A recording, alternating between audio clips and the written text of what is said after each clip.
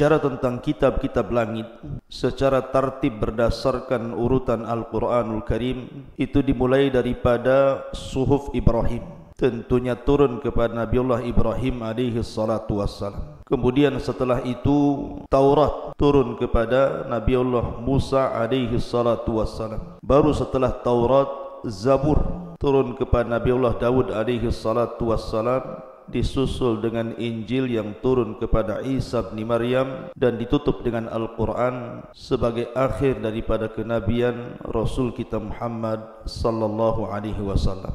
Adapun Suhuf Ibrahim maka dijelaskan oleh Al-Imam Ibn Utsaimin rahimahullahu taala dalam Liqa Al-Bab Al-Maftuh bahwa Suhuf Ibrahim itu fihal mawaid wal ahkam. Di dalamnya banyak nasihat-nasihat dan beberapa hukum-hukum yang berlaku di zaman Nabi Ibrahim alaihi salatu wassalam. Artinya bahwa Suhuf Ibrahim sama dengan yang lainnya, sama dengan Taurat, sama dengan Injil dan juga Al-Quran. Ada hukum-hukum yang diletakkan Allah di situ. Dan tentang Suhuf Ibrahim ini dijelaskan dalam Al-Quran baik secara global atau secara terang-terangan, seperti dalam Al-Baqarah 136, kemudian juga Al-Imran 84, kemudian An-Najm ayat 33 sampai 41, dan yang paling jelas dalam Suratul A'la ayat 14 sampai 19, inna hadza lafis suhufil ula suhufi Ibrahim wa Musa. Sesungguhnya dalam Al-Quran ini terdapat kandungan suhuf. Pertama suhuf Ibrahim, yang kedua suhuf Musa. Ada yang mengatakan suhuf Musa di sini artinya Taurat, tapi juga ada yang mengatakan suhuf Musa ya suhuf Musa. Artinya Musa diberikan dua kitab. Pertama suhuf, yang kedua Taurat. Adapun suhuf diberikan kepada Musa itu ketika periode Mesir, ketika Bani Israel masih ada di Mesir dan masih diperbudak oleh Fir'aun. Disitulah Allah subhanahu wa ta'ala merintahkan Musa untuk berdakwah kepada Fir'aun. Disitulah Allah berikan suhuf kepada Musa. Adapun Taurat itu diberikan oleh Allah subhanahu wa ta'ala ketika Musa sudah membebaskan Bani Israel dan sudah menenggelamkan Fir'aun.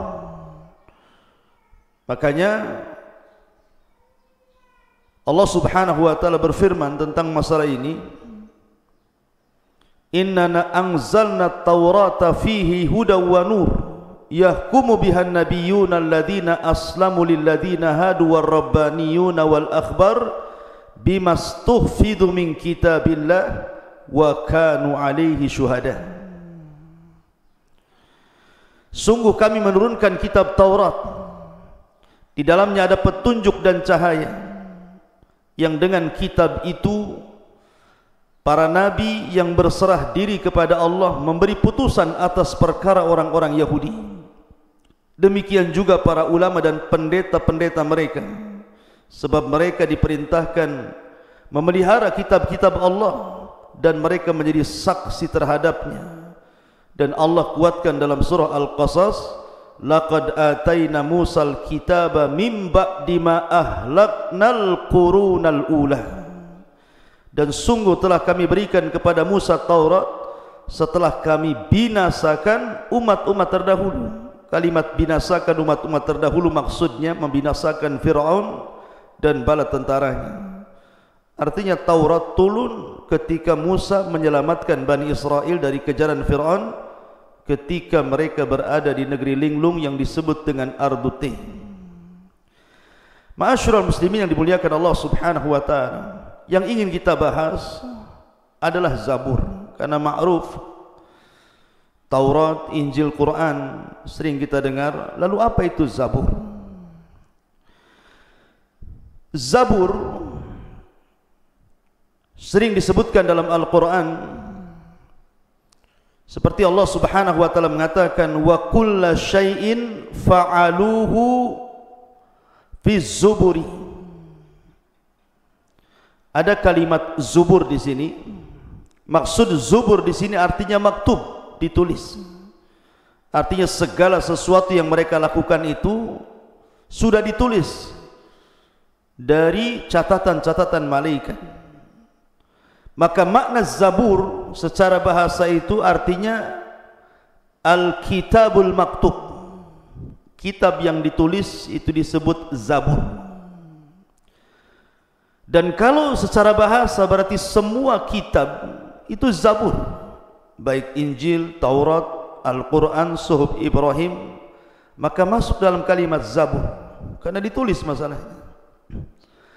Akan tapi secara istilah, maka Zabur adalah kitab yang disendirikan yang Allah Subhanahu wa taala turunkan kepada Nabi Allah Daud. Dan Allah katakan dalam Al-Quran, wa ataina Dawuda Zabura, dan kami berikan kepada Nabi Allah Daud Zabur. Yang membedakan Zabur daripada Suhuf Ibrahim, kemudian juga Taurat, kemudian Injil, kemudian Al-Quran, disebutkan oleh Al-Imam Al-Qurtubi rahimahullahu ta'ala perbedaannya. Zabur itu tidak dijelaskan halal dan haram. Di dalam kitab Zabur itu tidak ada hukum-hukum yang dijelaskan. Lain dengan Al-Quran, ada halal, ada haram, ada perintah, ada larangan. Tapi di kitab Zabur tidak ada. Kitab Zabur itu isinya hanya masalah perkara-perkara nasihat saja. Jadi isinya itu hanya masalah hikam, al-mawaid, ar-raqaq, artinya bicara tentang hikmah-hikmah.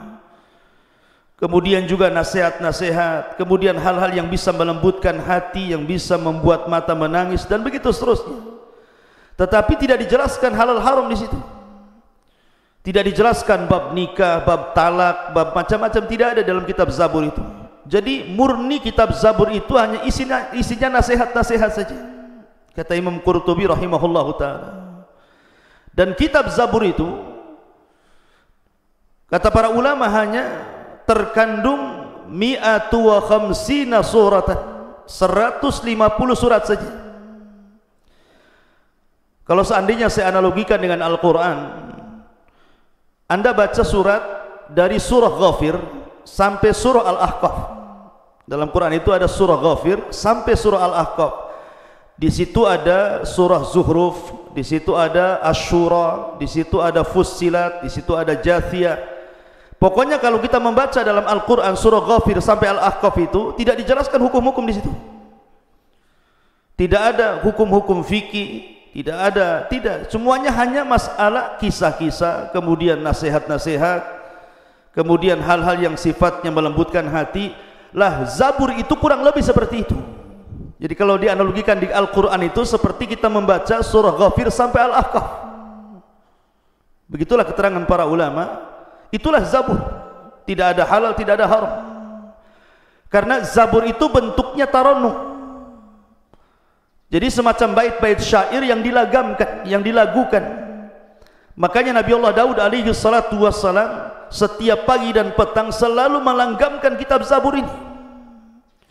Dan Daud itu memiliki sab'ina sautan, 70 suara. Jadi suara satu dengan suara berikutnya akan jauh lebih indah. Jadi kalau seandainya Daud membaca satu qiraah, kemudian berpindah ke qiraah yang kedua, maka qiraah kedua jauh lebih indah dibandingkan qiraah pertama.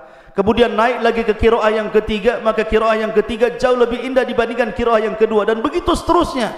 Makin tinggi qiraahnya, maka makin indah suaranya. Wajar kalau seandainya Allah Subhanahu wa taala gambarkan bagaimana binatang-binatang, bahkan gunung sekaligus ikut tarannum bersama Daud. Dijelaskan oleh Imam Al-Qurtubi rahimahullahu ta'ala juga ketika beliau menjelaskan surah As-Saba ayat 10, walaqad ataina Dawuda minna fadla ya jibalu awwi bima'ahu wat-tayr wa alanna lahul hadid. Dan sungguh kami berikan kepada Daud keistimewaan. Kemudian Allah mengatakan kepada gunung, ya jibal, wahai gunung-gunung, awibi, bertasbihlah bersama Daud, wa tayrah, dan juga burung-burung bertasbihlah bersamanya. Kata Imam Al-Qurtubi rahimahullahu ta'ala, dan ini juga senada dengan apa yang disebutkan Al-Hafidh Ibnu Hajar rahimahullahu ta'ala. Jadi ketika Nabi Daud membacakan Zabur itu, maka burung-burung datang dari mana-mana. Semua burung-burung yang ada itu datang kemudian mendekati suara Nabi Allah Daud alaihi salatu wassalam. Kemudian ketika Nabi Allah Daud membacakan Zabur, bertarunum dengan Zabur itu, maka burung itu meminta izin kepada Allah untuk ikut berkicau. Ya. Jadi kononnya burung itu ingin menirukan suara Daud dengan suara dia. Saking asiknya burung-burung itu, kata para ulama ini, sampai burung-burung itu sudah tidak kenal lapar lagi.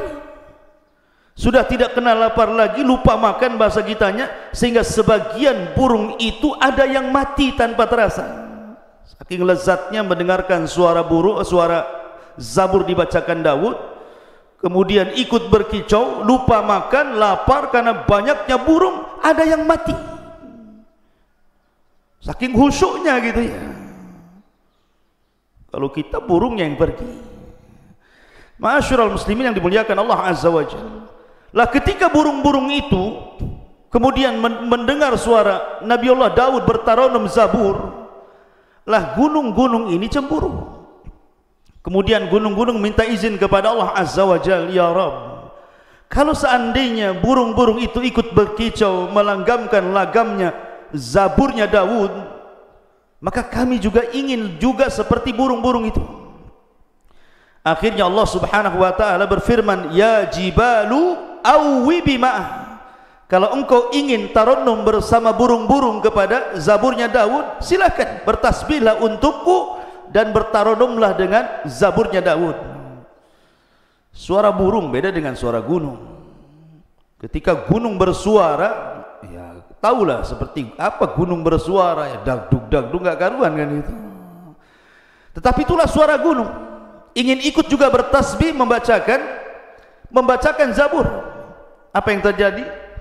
Ketika suara burung sudah berkicau, kemudian juga ditambah-tambah suara gunung, akhirnya kemudian macam suara ribut jadinya. Suara Daud makin mengecil sementara suara burung makin mengeras, apalagi ditambah suara gunung yang dagdug gak karuan itu.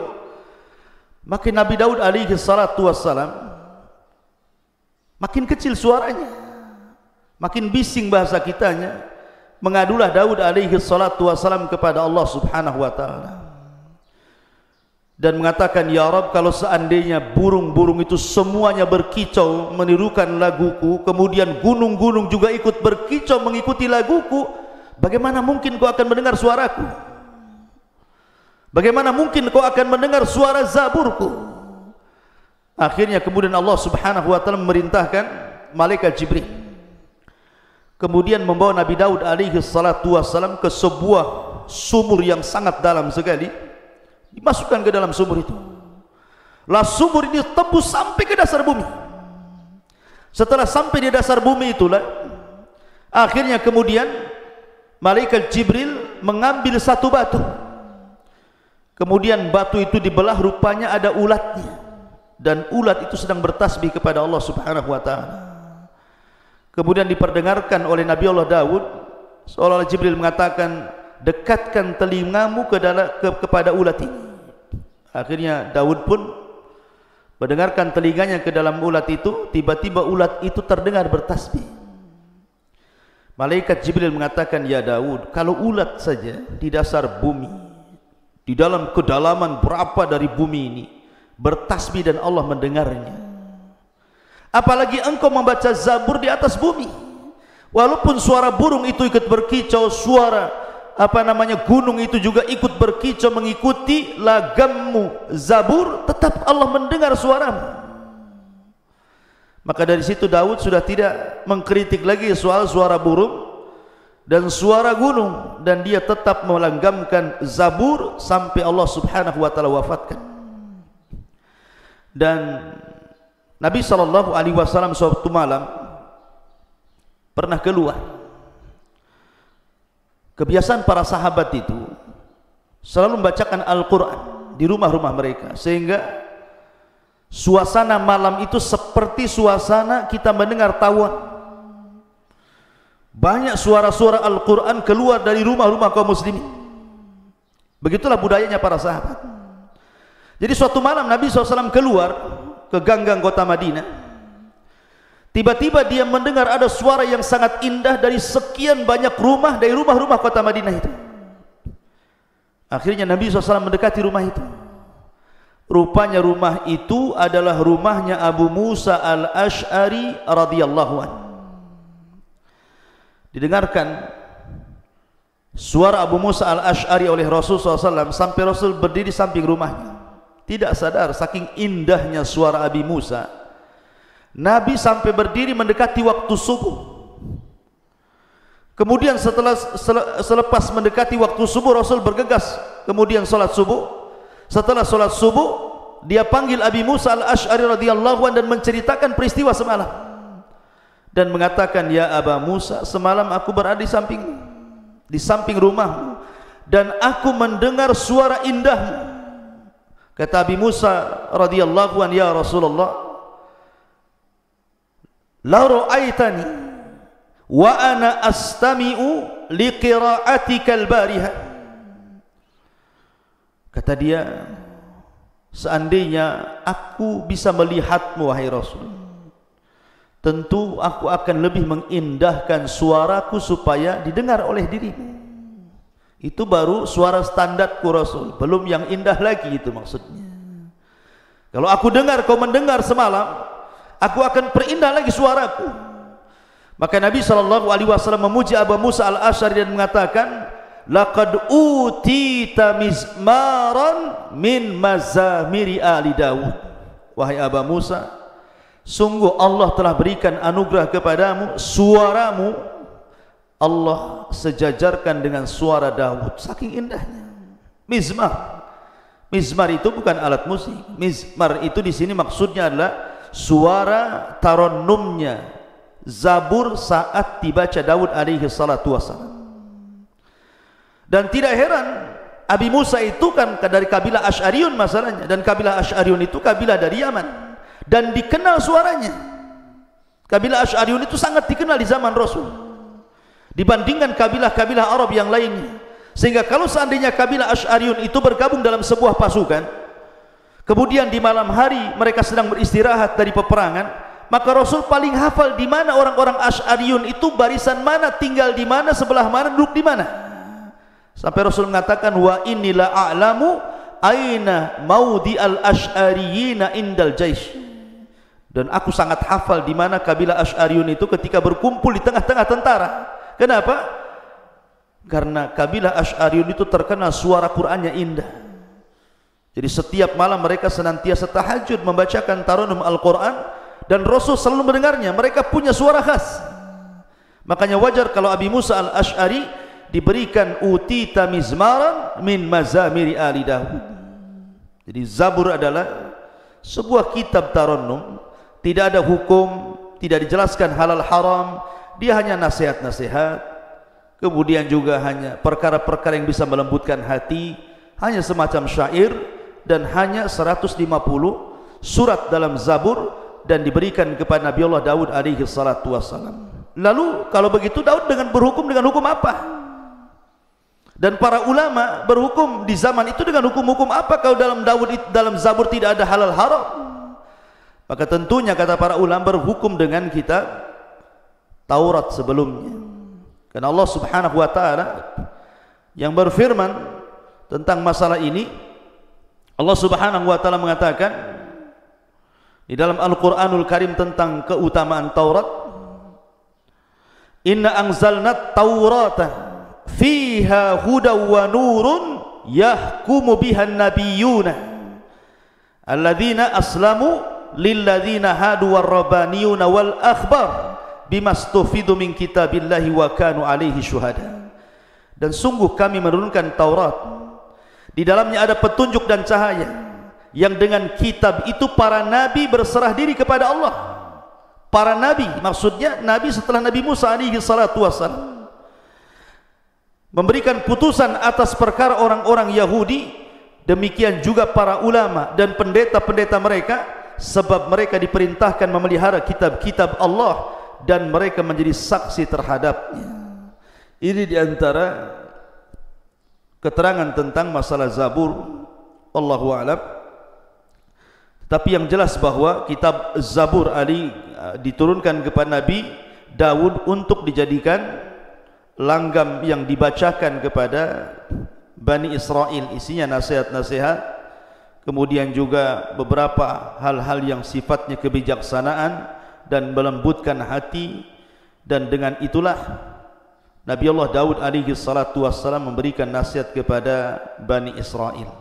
Subhanakallah bihamdika asyhadu an la ilaha illa anta astaghfiruka wa atubu ilaik. Allah Ta'ala. Assalamualaikum warahmatullahi wabarakatuh.